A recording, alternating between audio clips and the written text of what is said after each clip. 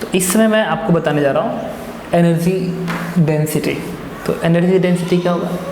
It is energy per unit volume is known as energy density. तो लिखिए definition energy density का, energy per unit volume is known as energy density.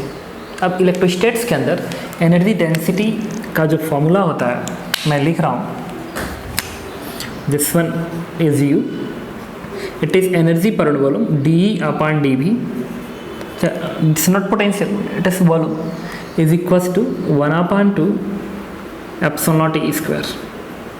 So this formula is valid in vacuum, इसको हम vacuum में use करते हैं।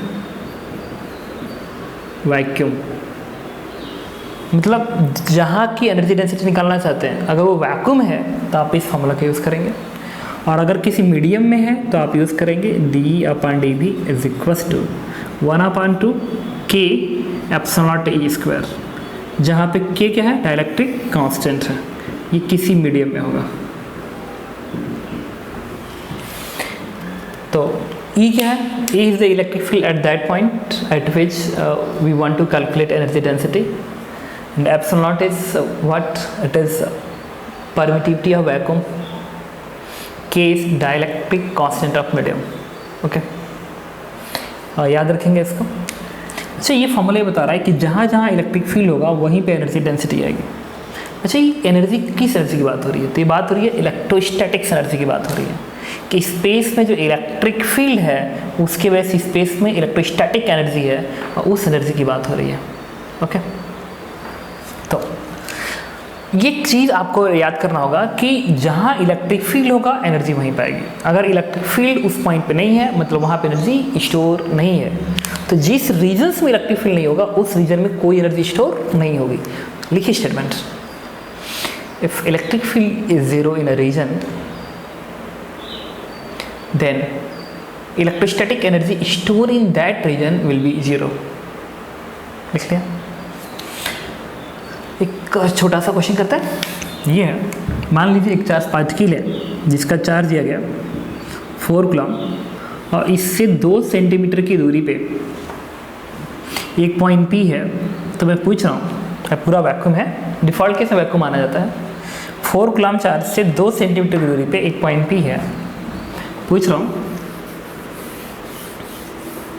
Find a part U at P and B part पूछ रहा हूँ एनर्जी इन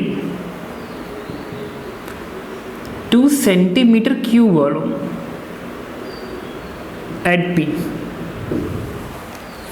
तो पहले तो मुझे एनर्जी डेंसिटी बतानी है, और दूसरा बताना है कि यहाँ पे एक छोटा सा वॉल्यूम सेलेक्ट करेंगे, छोटा सा वॉल्यूम इतने का, तो उसमें टोटल कितनी एनर्जी होगी। तो फॉर्मूला क्या लिख रहे थे आप? फॉर्मूला लिख रहे थे 1/2 एप्सिलॉन नॉट ई स्क्वायर। अब मैं सॉल्व कर रहा हूँ। तो E इलेक्ट्रिक फील्ड है, तो यहाँ से 2 सेंटीमीटर की दूरी पे, जैसे इसको ना 2 सेंटीमीटर से बेटर है तो आप बड़ा कर लो, इट इज़ 4 मीटर्स, अदरवाइज 2 समझ मैं क्या कर रहा हूँ, ये डायमेंशंस इससे बहुत ही कम है, मैं ये बोलना चाहता हूँ। तो 4 मीटर की दूरी पे अगर आप 2 सेंटीमीटर का अगर आप एक स्पेस लेंगे तो आप बोलेंगे कि इस स्पेस के हर पॉइंट पे इलेक्ट्रिक फील्ड लगभग सेम होगी। क्यों? क्योंकि इलेक्ट्रिक फील्ड का फॉर्मूला होता है KQ/R²। तो R को आप इस वाले एंड से दूरी ले या इस वाले एंड से दूरी ले, ये लगभग तो 4 ही है। अगर लगभग 4 है तो मैं कह सकता हूँ कि छोटे से रीजन में हर जगह एनर्जी डेंसिटी सेम होगी। और एक बार अगर आपने एनर्जी डेंसिटी निकाल लिया तो इस वॉल्यूम से मल्टीप्लाई कर दीजिए, आगे क्या? एनर्जी की वॉल्यूम।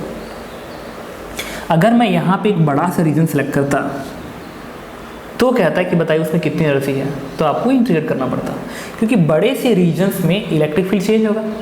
जब इलेक्ट्रिक फील्ड हर पॉइंट पर अलग अलग होगा तो कंफर्म है कि इसको इधर भेजने के बाद देखना पड़ेगा कि E कैसे डिपेंड कर रहा है R पे, फिर उसका इंटीग्रेशन लगेगा। चलिए पहले इसको सॉल्व करते हैं।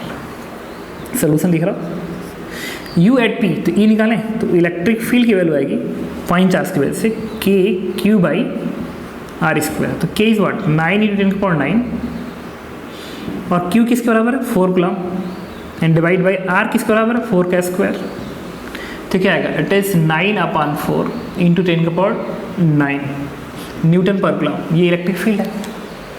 अब एनर्जी डेंसिटी पता कर रहा हूँ, एनर्जी डेंसिटी U मैं यहाँ लिख रहा हूँ, it is 1/2 epsilon not E का स्क्वायर। अच्छा इसको ना K ही रहने दो, अभी इसे K रहने दो, तो ये क्या बनेगा, 4 से 4 बस यही बनेगा, K/4 1/2 एप्सिलॉन नॉट E की जगह पे K/4 का होल स्क्वायर बन गया। अब K को क्या लिखते हो, लिखते हो 1/4 पाई एप्सिलॉन नॉट, तो ये 4 और था ना, तो 16 पाई एप्सिलॉन नॉट बन जाएगा। तो इससे क्या होगा, एक एप्सिलॉन नॉट से एक एप्सिलॉन नॉट कट जाएगा, तो बनेगा क्या 1/2 और 16 का स्क्वायर ये 256 होता है, एंड पाई का स्क्वायर 10 होता है, और एक एप्सिलॉन नॉट का स्क्वायर बनेगा, इधर भेज दीजिए एप्सिलॉन नॉट को, इतना बन गया। इतना क्या होगा, जूल पर मीटर क्यूब, ये एनर्जी डेंसिटी है। इसको और रफली कैलकुलेट कर सकते हो, चाहो तो कर सकते हो, पाई स्क्वायर को प्लेस कर दो और एप्सिलॉन नॉट की वैल्यू प्लेस कर दो, आ जाएगा। आपको पूछे कि एनर्जी कितनी है, बी पार्ट बताने जा रहा हूँ, एनर्जी।